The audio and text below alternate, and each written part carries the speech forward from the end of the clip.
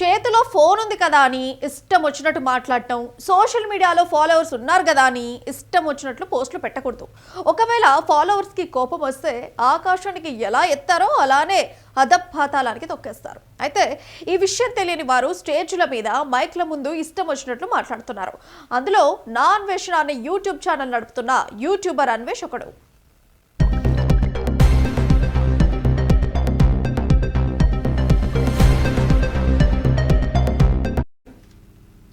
ఇక ప్రపంచ యాత్రికుడు అనే పేరుతో అన్ని దేశాలను తిరుగుతూ అక్కడ ఫుడ్, వాళ్ళ ఆచారాలను చెప్తూ తనకంటూ ఒక గుర్తింపును సంపాదించుకున్నాడు యూట్యూబర్ అన్వేష్. ఈయన నా అన్వేషణ అనే యూట్యూబ్ ఛానల్లో పలు అంశాల మీద తన అభిప్రాయాలను చెప్తూ ఉంటాడు. ఈ ఏడాదిలో బెట్టింగ్ యాప్ల గురించి మాట్లాడి అన్వేష్ హైలైట్ అయ్యారు. ఆ సమయంలోనే చాలా మంది తనకి ఫ్యాన్స్ అయ్యారు. అయితే సోషల్ మీడియాలోని ఫాలోవర్స్ ఎప్పుడూ ఒకేలా ఉంటారు అన్నది అవివేకం. తాజాగా అన్వేష్కి కూడా ఈ విషయం తెలిసొచ్చింది. నటుడు శివాజీ ఆడవారి డ్రెస్సింగ్ గురించి మాట్లాడిన వ్యాఖ్యలపై అన్వేష్ స్పందించాడు. అసభ్య పదజాలంతో ఇష్టం వచ్చినట్టు మాట్లాడాడు. అంతవరకు ఓకే. ఆ వివాదంలోకి గరికపాటి నరసింహారావును లాగాడు.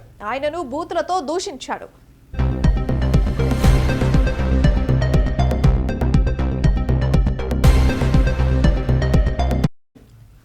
అక్కడితో ఆగకుండా హిందూ దేవతలను సైతం తీసుకొచ్చాడు. సీతమ్మ, ద్రౌపదిలను బలాత్కారం చేసిన కీచకుడు సైంధవుడు మరణించలేదా అని మాట్లాడాడు.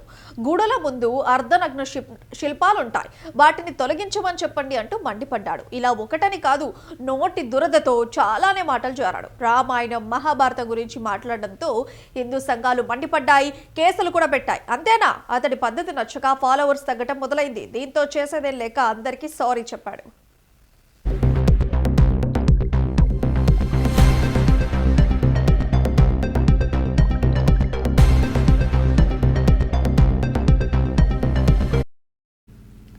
సీతాదేవికి, ద్రౌపదీదేవికి క్షమాపణలు చెప్పమంటున్నారు. అదే చేత్తో శివాజీకి, గరికపాటి గారికి క్షమాపణలు హిందూ సంఘాలకు చెప్పమన్నారు. వినాయకుడి సన్నిధానంలో నేను వారందరికీ క్షమాపణలు కోరుతున్నారు.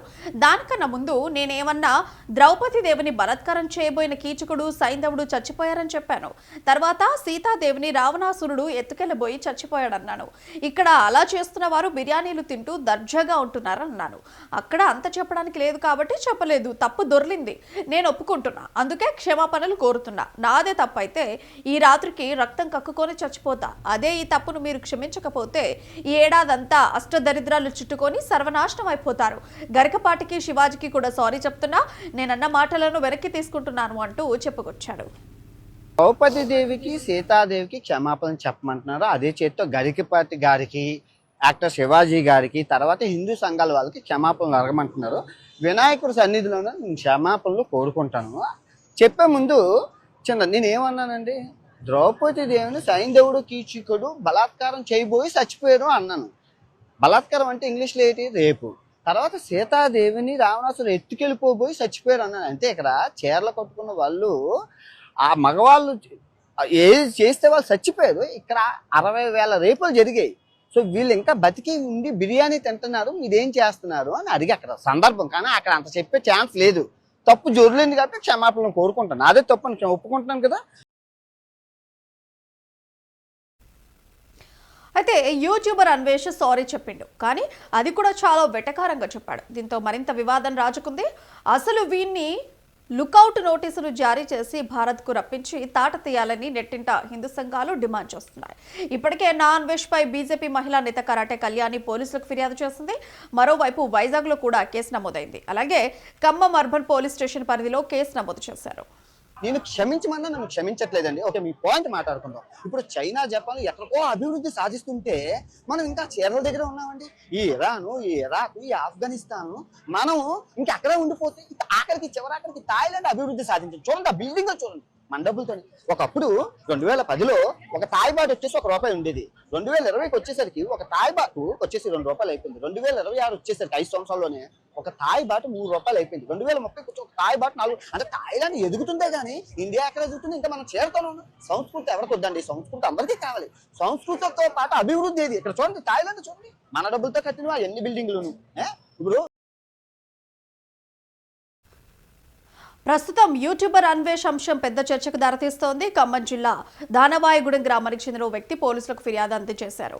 అన్వేష్ మాట్లాడిన మాటలు హిందూ సంప్రదాయాలను అవమానించే విధంగా ఉన్నాయని, మహిళల గౌరవాన్ని దెబ్బతీసేలా ఉన్నాయని ఫిర్యాదులో పేర్కొన్నారు. సమాజంలో శాంతి భద్రతలకు భంగం కలిగించే అవకాశం ఉందని కూడా ఫిర్యాదుదారుడు అభిప్రాయం వ్యక్తం చేశారు.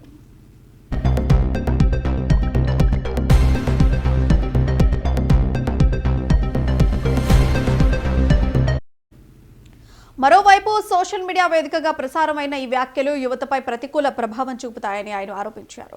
ఫిర్యాదు అందిన వెంటనే ఖమ్మం అర్బన్ పోలీసులు స్పందించారు. ప్రాథమిక విచారణ అనంతరం అన్వేష్పై సంబంధిత సెక్షన్ల కింద కేసు నమోదు చేసినట్టు పోలీసులు వెల్లడించారు. వీడియో కంటెంట్ను పూర్తిగా పరిశీలిస్తున్నామని, చట్టపరమైన అంశాల ఆధారంగా తదుపరి చర్యలు తీసుకుంటామని అధికారులు తెలిపారు. అవసరమైతే అన్వేష్ను విచారణకు పిలిపించే అవకాశం ఉందని కూడా సంకేతాలు ఇచ్చారు.